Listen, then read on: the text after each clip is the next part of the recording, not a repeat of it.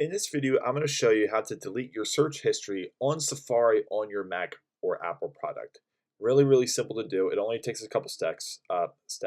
So what you want to do is go to your Safari web browser, and you don't really need to be on the browser, but you want to bring up all of these options that are at the top left of your screen here, where it says Safari and all these things. So you can go down here to clear history, or you can just go to the history tab and do the same thing. So we can just click clear history.